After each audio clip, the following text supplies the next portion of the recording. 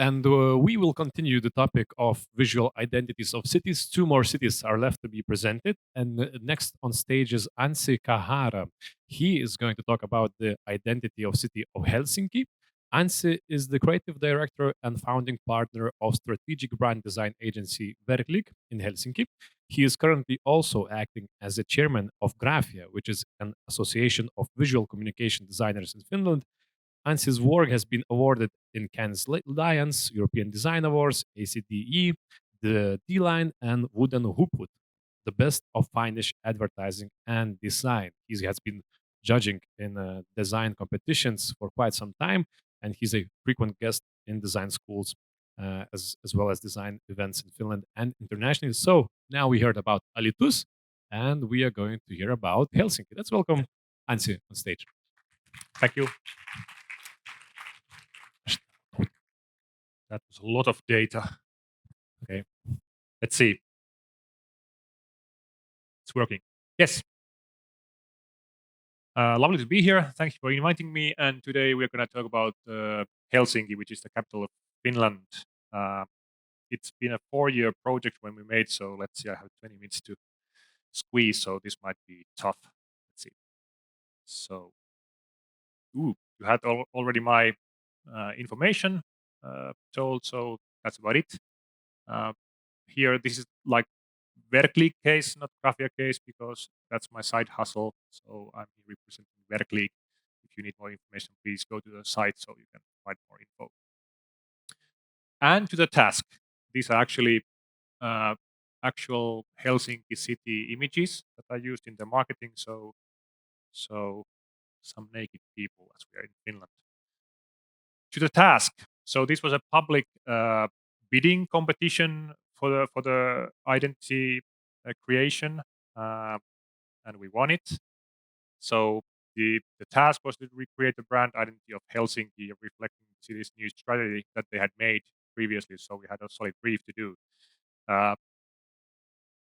In cities, it's always good to note that these are also tied to the political changes. So there was a new mayor, and they had made a new strategy and new vision. So they had this like a slogan called "One Hell of an Impact," and they wanted to put everything in the city under one umbrella.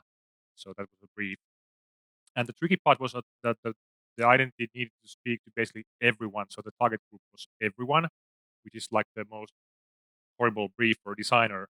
That's who's the target group. Well, everybody.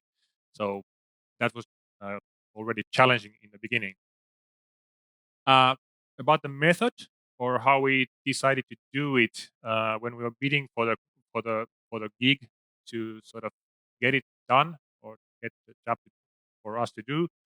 There was a big part of the offering. We had to propose a process for the city how we going to do this, and we had done a couple of public sector projects before, and we were quite aware that there's going to be a lot of hiccups in the process, most likely, and the time frame was nuts. So we had to start on September, and it had to be finished or approved by end of the year. So we had 4 months.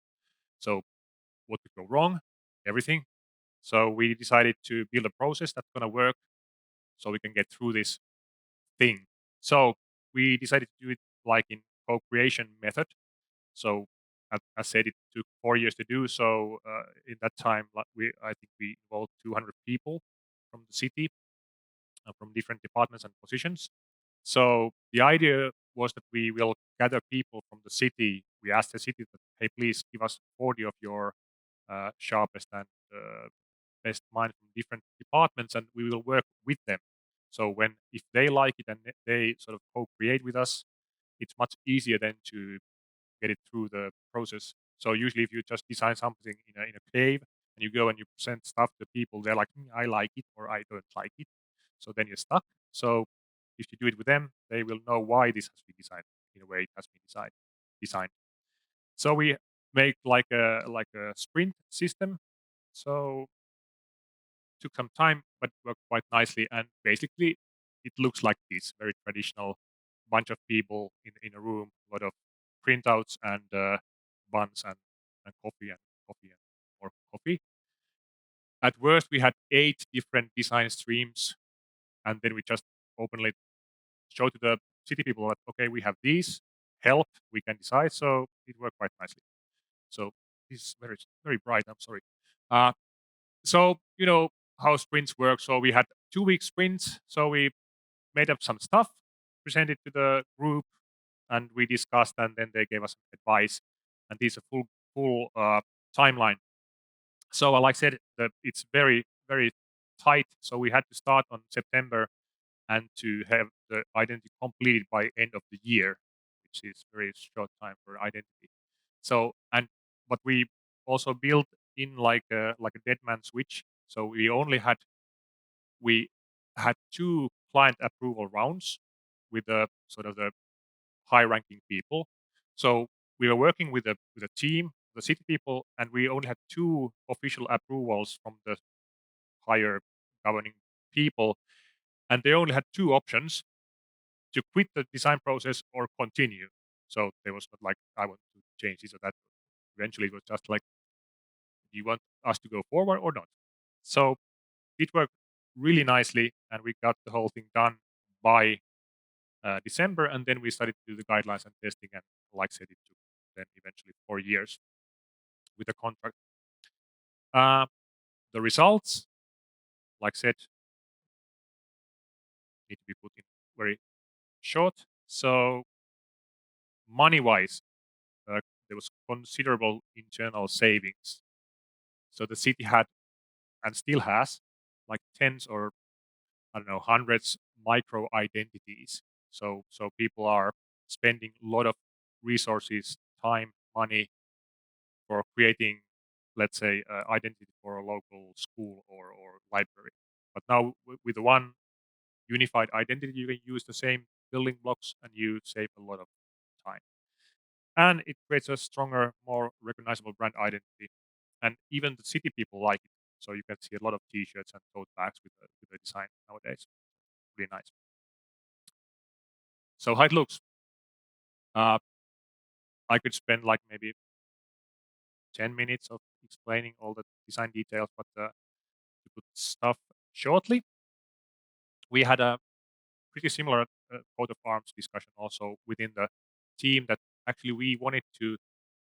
On the next slide, you will see the Helsinki coat of arms that we like coat of arms. Graphic designers love heraldic things, so let's try to save the and use the coat of arms.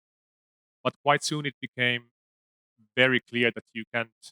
It's very unusable. So if you come here with a, let's say, to Kaunas with a Helsinki coat of arms, nobody will know what city it is. So if you go do, let's say, marketing for business or tourism, you go abroad somewhere, you always have to write the name anyways next to it. So you're stuck with the name.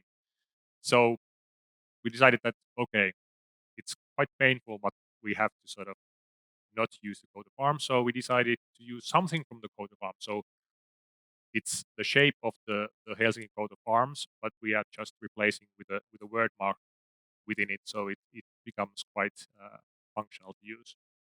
So let's see. So that's how it works. And what it makes really nice or usable is that every time you have a mm, identity with a name and you have a target groups for from different languages, so you're always stuck that you have to make the language version. So this works quite nicely that you can just implement a different language version within the the given shape. We also had this wild idea or let's say ambitious idea that if you use the logo for let's say a few years, you can start dropping the entire Helsinki name out of the equation. So you repeat the form enough, so then at some point the city people will recognize a form. Because if you're living in Helsinki and you're going to a school or daycare center, or it doesn't, there's no extra value to the local people that it says Helsinki because you already know that it is provided by the city. So that was the original idea. So here is like a daycare center, and there's a library up there and stuff like that that you can drop that part. But let's see, it's a work in progress. A lot of colors. We picked like a bunch of colors. They are more or less picked from the city, at least by naming. So we picked names like there's a bus blue, and there's a tram green, and there's a Somalian island pink, and there is that kind of stuff. And we also picked stuff from the coat of arms. So there's a blue and silver and so on. They have no, at least for me, they don't have any like a symbolic value, but it's much easier for the city people to use them because somebody can just say, okay, would you please do this with the bus blue instead of use the Pantone something. So it's much easier. And the whole thing was made to become like a system or like a tool to use. So in the first workshopping meetings we had, they said that this one guy who was running youth activities, that okay, can we use this to make a punk rock poster? So we kind of thought that okay, sure. And then you have something really official besides that. So we needed something to spice up the communication, especially if there are people who are not very good at graphic design. So we made these kind of like a wave motifs or forms from the only symbol that Helsinki practically had, the coat of arms. So we made these kind of like wavy things that you can use to spice up the communication. It's quite easy to put like an image in it, and it looks much more Helsinki immediately. And then we had the typeface, which is unfortunately we couldn't do this from scratch. I think it's still, pragmatically speaking, it's not good because it's not open source. So this is a commercial typeface from Camelot Foundry that then we asked to do a minor tweaks to make it more fitting, and also to rename it to Helsinki Grotesque because the name originally was Grebenbach. So nobody's gonna remember that. And a lot of image narratives. I think that was maybe the biggest task, how to create like narrative guidelines for photos, because they are very, very subjective. Colors are easy to make guidelines, but photos are not that easy. So we actually had like a bunch of we curated a number of photographers to take Helsinki photos, and then we picked from those sets photos that for us felt like a Helsinki vibe in it. So get it done quite nicely. And then a lot of applications were made. Actually, not that many applications by us. The city pretty much handled all the stuff by themselves, which we discussed caused a lot of problems in the beginning. So everything, the first applications that we saw were completely rubbish. I mean, like technically, there was might have like a green text on red background, kind of things like ugh. So what we then did, we started to training the Helsinki staff, the people who are using the identity. So we had monthly meetings with people. We gathered good examples, and then the examples with like you could maybe reconsider quite a few things. So it took 4 years, but I think now it's working really nicely, and it's still not broken, which is for visual identity is a very good accomplishment. Uh, like I said, it was a 4-year project, so it's hard to put in one thing. So we What made if I told you? oops, sorry, too fast. So we made an internal brand film by us because like it's hard to explain the whole thing. So it's gonna last about 2 minutes, and the former mayor is also speaking about the whole brand strategy. So we called the mayor like, would you like to do some, small speech for our internal video? So let's go through this, and you will know much more about the city of Helsinki and the identity. What if I told you that it's possible to live in a city where your kids can walk safely to their school, which is part of the best school system in the world? What if I told you that it's possible to live in a city where you're never late from meetings, planes, or movies because the planning and traffic is so reliable? What if I told you that it's possible to live in a city where companies and products such as Supercell, Angry Birds, and Linux all have been created? What if I told you that you are already there? In 2017, the city of Helsinki decided to renew the brand identity for our nation's capital, Helsinki. We were faced with a challenge. Helsinki is the biggest employer in Finland, with multiple organizations and units. When we began the project, the city had almost 50 different identities, with no convergence or one unified identity. The goal was clear: to create one strong brand identity for Helsinki that could consolidate all of the city's services and events into one package. The identity needed to be flexible yet recognizable, to be able to be used on anything from parking tickets and child custody letters to international marketing. We were given a mandate to create something bold. 200 people from different departments and positions within the city of Helsinki participated in the design process. Time demands were also a challenge. In order to expedite our work, we managed to find a way to bend the city's approval process while still keeping all decision makers in the loop. This happened with a 3-tier decision-making process that involved the right people at the right time, resulting in a full, new, cohesive brand identity for the city of Helsinki in just 7 months. At launch, the new identity created unforeseen and passionate discourse about its significance. The discussion alone was able to raise public interest and understanding about visual communication and its meaning to a larger group of people.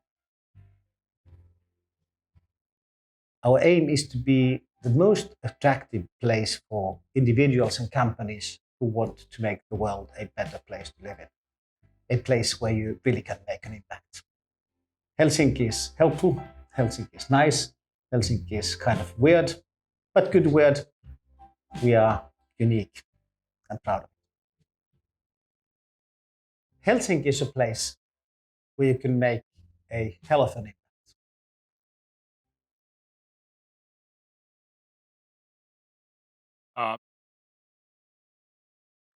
Thank you. Made in-house, no money was transferred, so applause is nice. If you're interested in the brand identity, you can go to this brand.hel.fi. It's actually a platform that we built for the city, so they have all the assets that you can download and see how it works in practice. Key learnings from city branding, I think it's the same for any branding, but I think especially for cities or public sector organizations, I can't highlight the meaning or the meaningfulness of co-creating. That's anyways how we do work in our company in Werklig. I really believe that it makes the task so much easier. You don't have this kind of like you're on the same team. You're not competing or trying to sell an idea that the client doesn't understand why this idea is like it is. So when they are in the team, it's much easier. Managing the process. So in this case, we had to actually tailor-made and build a process based on the needs or what we thought that, okay, what can go wrong? So we built it like a reverse way, not like usually you have a process and then you put stuff in. And building a system or design system. So like mentioned, because city like Helsinki, which is quite large, at least in Finnish scale, they will have multiple uses for the identity. So it has to have we have, I think, 15 colors and those wave motifs and a lot of different things that you can use. You just don't have to use them at the same time, but it gives you much more flexibility of expressing your things if you want to be minimalistic or very rich or weird or whatever. So but building a system is a bit different than just, let's say, making a logo. So you have to think about how these things work together. And if there's a person who is not very good at design, even that person can make really good looking and functional stuff with the identity. And then there's this bonus thing that is of course it's budget related. Unfortunately, many client projects, especially with identities, the client buys an identity and gets the guidelines, and then it's like, off you go. If there's any possibility to have this extension of the project, so if you can keep on working with the identity after the launch, that will be really valuable, because things will go south really badly at some point.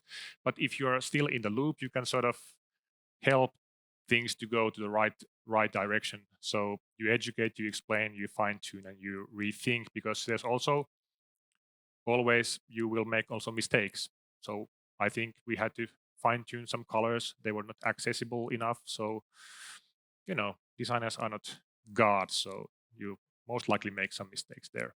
But if you're still in the loop, you can fix them. But that's about it. I managed to put everything almost on schedule. If interested, you can go to our website or see what we are doing other than the Helsinki identity, and it was a pleasure. Thank you. Thank you, Anssi. Yeah, so a logo, a brand identity in 7 months, and we say that Nordic people are slow. I think that all the stereotypes go through the window.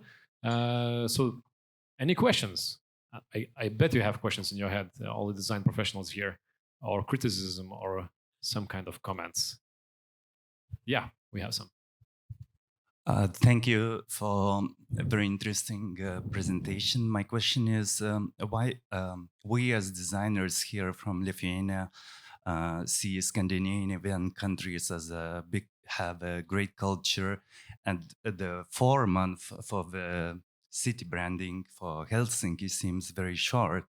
So why do you think it happened, and is it natural in your country? And maybe the second question, maybe I missed, but I would like to ask, how did you get approached by municipality? Was it a competition, or you got a direct commission to create the identity? Thank you. Yeah, thank you. So the first question was like I don't know. I think it's related, or was related, to some sort of maybe elections coming, or some terms ending, or budgets closing.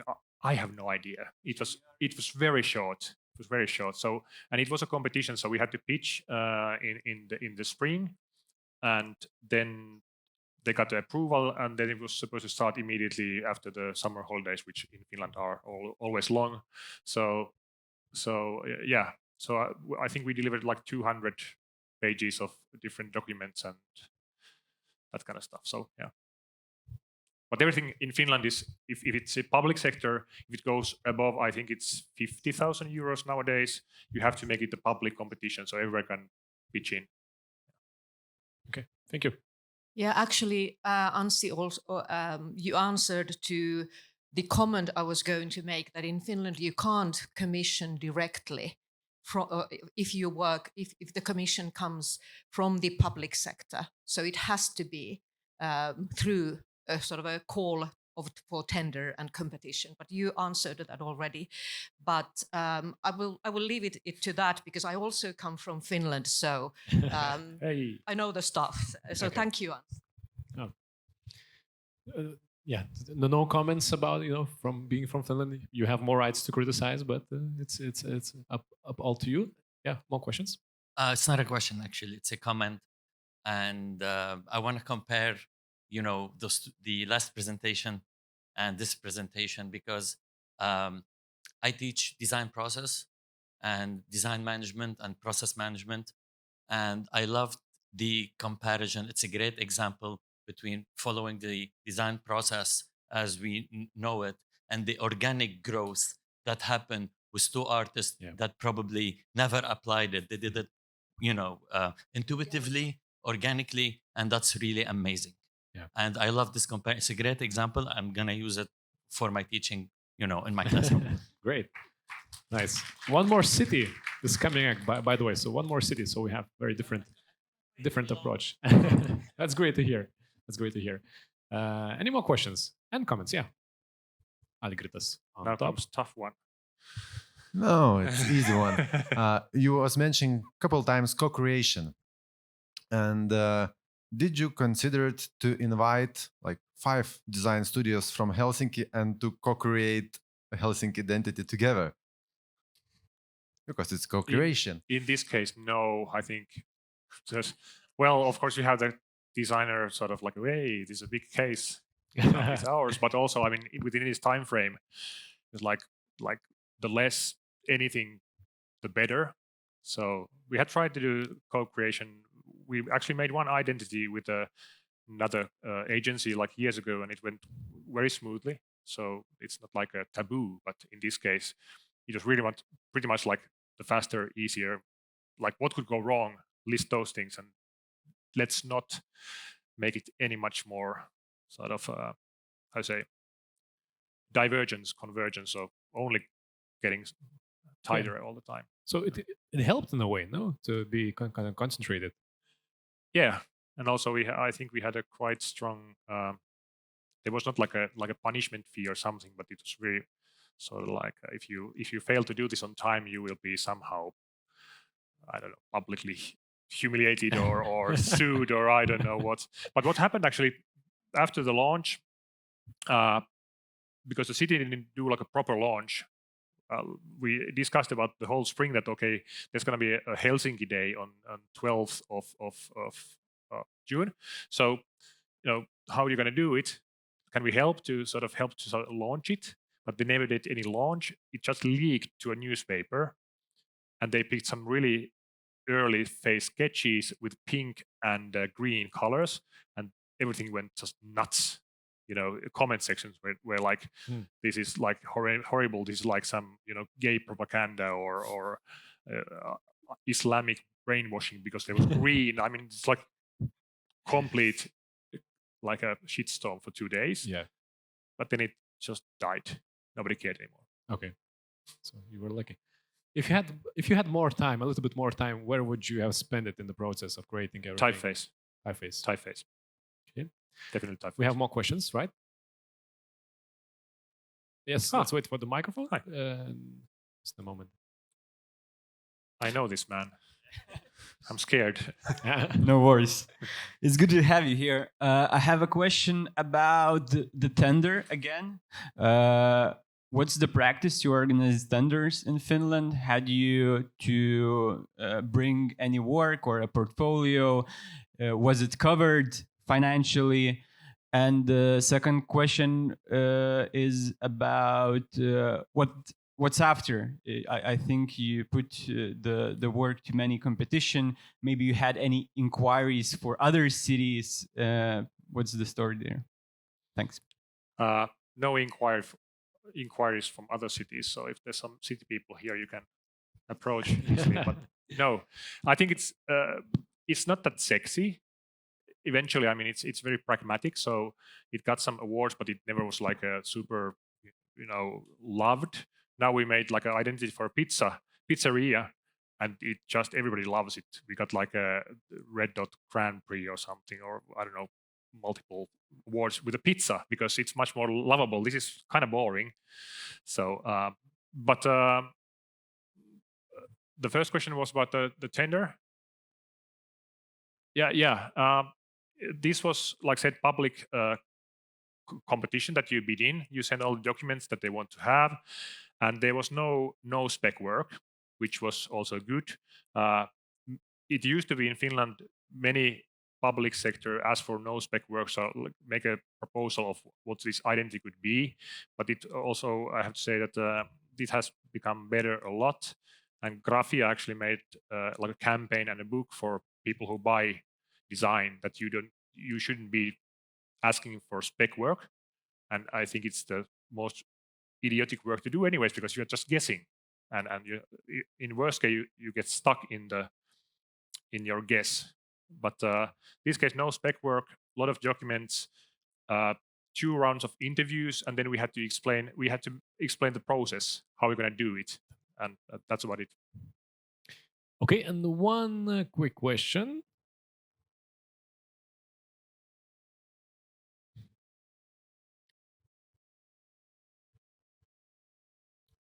Thank you. I'd like to understand the co-creation process more. Did you essentially open up your studio to your client and stakeholders, or did you go out into the field? And how, as a creative team, did you manage that sort of invasion into your sort of creative process, if you will? Great question. Let's try to do it quick. I try. I have a minute. So more or less. So basically, they just came over to the studio.